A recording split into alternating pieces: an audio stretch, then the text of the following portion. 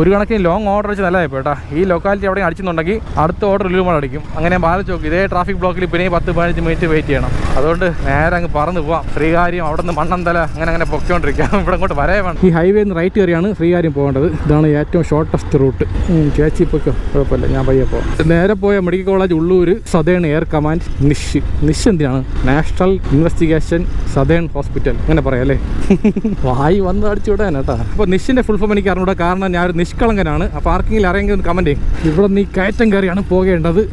കയറേ ഇതുപോലത്തെ കയറ്റവും വളവും തിരുവൊക്കെ വരുമ്പോൾ എനിക്ക് കൊടയ്ക്കാൽ ഊട്ടിയാണ് ഓർമ്മ വരുന്നത്.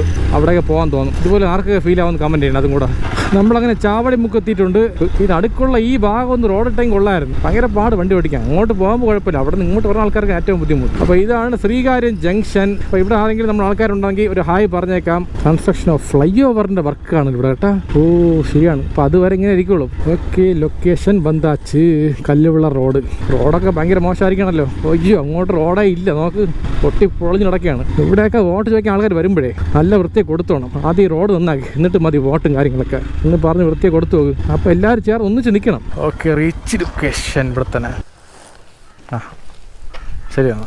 ഓക്കെ പോന്ന. അങ്ങനെ 3ാമത്തെ ഓർഡർ ഡെലിവേർഡ്.